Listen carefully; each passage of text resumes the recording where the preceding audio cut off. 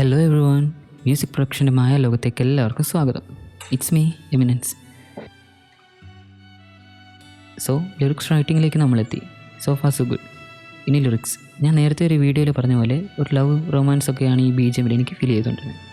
അത് വെച്ചാണ് song progress ആയത്. ലിറിക്സിലോട്ട് വരുമ്പോൾ ഒരു നോർമൽ ലവ് സോങ്ങിനുള്ള കോൺസെപ്റ്റിന് പകരം ഒരാളുടെ മാത്രം ഫീലിങ്സ് ആയാലും എങ്ങനെ ഉണ്ടാവുമെന്ന് ഞാൻ ഓർത്തു. ആക്ച്വലി സോങ്ങിൻ്റെ പോക്ക് വെച്ച് സ്വന്തം ഇഷ്ടം പറയാൻ പറ്റാത്ത, എന്നാൽ വളരെ അധികം അയാളെ സ്നേഹിക്കുകയും ചെയ്യുന്ന ഒരാളുടെ പാട്ട് പോലെ വേണം ലിറിക്സ് എന്ന് എനിക്ക് തോന്നി. ഈ ഇമോഷൻസിൻ്റെ നടുക്ക് നിൽക്കുന്ന ഒരാളുടെ മാനസികാവസ്ഥ വെച്ച് സ്റ്റാർട്ട് ചെയ്യാമെന്ന് ഞാൻ വിചാരിച്ചു. 1-2 തവണ BGM കേട്ട് മൂളിയപ്പോൾ 4 ലൈൻസ് കിട്ടി.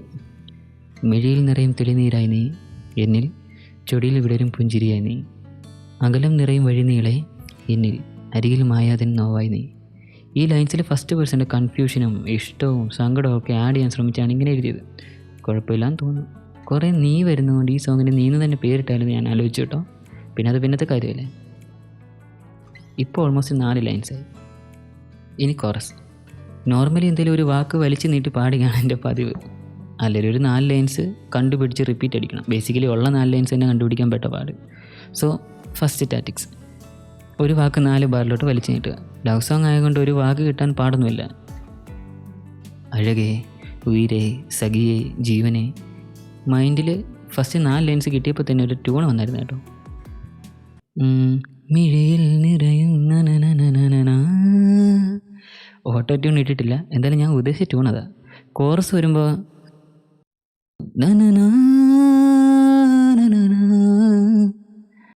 അതായിരുന്നു ആ ട്യൂണോട് കൂടുതൽ യോജിപ്പെന്ന് എനിക്ക് തോന്നി. പിന്നെ എല്ലാം പെട്ടെന്നായിരുന്നു. നിൻ വിരലാൽ ഉണരാൻ മോഹം, പതിയെ നിന്നോട് അലിയാനുള്ളിൽ ദാഹം. ഇതൊരു 2 തവണ BGM കേട്ടപ്പോൾ മനസ്സിൽ വന്നു കേട്ടോ.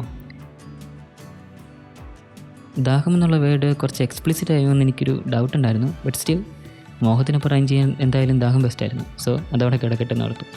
റെക്കോർഡിംഗ് ടൈമിൽ വേണമെങ്കിൽ നമുക്ക് ചേഞ്ചസ് ഉണ്ടാക്കാം. ലിറിക്സ് എഴുത്ത് കഴിഞ്ഞ് വോക്കൽ റെക്കോർഡിങ്ങും കൂടെ കഴിഞ്ഞ് മിക്സിങ്ങും മാസ്റ്ററിങ്ങും ഒരുമിച്ച് ചെയ്യാമെന്ന് ഞാൻ ഓർത്തു. പക്ഷേ വോക്കൽ റെക്കോർഡിങ്ങും പ്രോസസ്സിങ്ങും ഒക്കെ കറക്റ്റായിട്ട് മനസ്സിലാവണേ ആദ്യം മിക്സിങ്ങിൻ്റെ കുറച്ച് ബേസിക്കൊക്കെ നമ്മൾ മനസ്സിലാക്കണം. സോ ലിറിക്സ് കഴിഞ്ഞ് നെക്സ്റ്റ് വീഡിയോ മിക്സിങ്ങിനെ കുറിച്ചായിരിക്കും കേട്ടോ. Back to lyrics writing. ഇനിയുള്ളത് 2 വേഴ്സ്. അത് കിട്ടാൻ നല്ല പാടായിരുന്നു. കുറേ ആലോചിച്ചു, കുറേ വരികളൊക്കെ എഴുതി നോക്കി, ഒരു രക്ഷയില്ല. പിന്നെ അന്നത്തന്നെ റെസ്റ്റ് എടുത്തു. 2ാമത്തെ ദിവസം ടൈം കിട്ടിയപ്പോൾ ആലോചിക്കാനും തുടങ്ങി. ആൾറെഡി മൈൻഡിലെ കൺഫ്യൂഷൻ പറഞ്ഞു, ആഗ്രഹം പറഞ്ഞു കോഴ്സിൽ. ഇനി കുറച്ച് പാസ്റ്റ് എടുക്കാമെന്ന് വിചാരിച്ചു. നോർമലി കണ്ടുവരുന്ന പോലെ പിച്ച വെച്ച നാൾ മുതൽ നീ എൻ്റെ സ്വന്തം എന്ന് പല രീതിയിൽ പല സോങ്ങിലും നമ്മൾ കേട്ടിട്ടുള്ളതുകൊണ്ട് അങ്ങനെ എന്തെങ്കിലും എഴുതാമെന്ന് വെച്ച് ഞാനൊരു 2 ലൈൻ എഴുതി. ആദ്യമായി കണ്ടൊരാ നാളിന് മനസ്സിൽ നീ, പ്രണയമാ മുട്ടായി വളർന്നതല്ലേ. പിന്നെ അവിടെ സ്റ്റക്കായപ്പോൾ ഞാൻ എൻ്റെ ഒരു ഫ്രണ്ടിനോട് ഈ സോങ്ങിൻ്റെ തീം സിറ്റുവേഷനൊക്കെ പറഞ്ഞിട്ട് നീ ആയിരുന്നു ഈ സ്ഥാനത്തെങ്കിൽ എന്തൊക്കെ ചെയ്തതെന്ന് ചോദിച്ചു. പുള്ളിക്കാരി കുറച്ച് നേരം ആലോചിച്ചിട്ട് ഒരു എസ്സേ ഇങ്ങനെ തന്നു. അവിടെ നിന്ന് എനിക്ക് ആകെ കിട്ടിയത് 2 ലൈന്. അറിയാതെ എന്നും ഒരു നോക്ക് കാണാൻ ഹൃദയത്തിനുള്ളിൽ ഞാൻ കൊതിച്ചതല്ലേ. പിന്നെ ഒരു 4 ലൈൻസ് ഇത് എഴുതിയപ്പോൾ പെട്ടെന്ന് എൻ്റെ മൈൻഡിൽ വന്നു. ഞാൻ അവിടെ ഒരു വയലിൻ്റെ സ്പിക്കാറ്റ് ഇട്ടിട്ടുണ്ടായിരുന്നു. അതിൻ്റെ ഒരു ട്യൂണിൽ ഒരു ചെറു കവിതയും വരി പോലെ നാം ഇരുവരും അലയും അരുവികളായി, പുതുമഴ നനയും പൂ പോലെ നിൻ കവിളിൽ തഴുകാം ഹിമമായി ഞാൻ. കാവ്യാത്മകത അങ്ങ് ഒഴുക്കി മെഴുക്കി വിട്ട്. കുഴപ്പമില്ലെന്ന് തോന്നുന്നു. എനിവേ ഇതാണ് ലൈൻസ്. ഫുള്ളായിട്ട് ഞാൻ ഡിസ്ക്രിപ്ഷനിൽ ഇട്ടേക്കാം. സോ ലിറിക്സ് റൈറ്റിംഗ് കഴിഞ്ഞു. ഇനി റെക്കോർഡിങ്. ബട്ട് റെക്കോർഡിങ്ങിന് മുമ്പേ ഞാൻ നേരത്തെ പറഞ്ഞ പോലെ മിക്സിനെ കുറിച്ച് നമ്മൾ സംസാരിക്കാണ്ട്. സോ നെക്സ്റ്റ് വീഡിയോ മിക്സിംഗ് ആയിരിക്കും.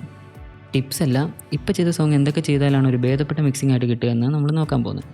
സോ ഈ സോങ്ങിന് വേണ്ട മിക്സിങ്ങിനെ കുറിച്ച് നമ്മൾ സംസാരിക്കും. പിന്നെ നമ്മുടെ റെക്കോർഡിങ്ങിന് വേണ്ടി മാത്രം എടുക്കുന്നൊരു റഫ് മിക്സാണ് കേട്ടോ. ഫൈനൽ മിക്സ് ആയിരിക്കില്ല. എന്തായാലും സബ്സ്ക്രൈബ് ചെയ്യാൻ മറക്കല്ലേ.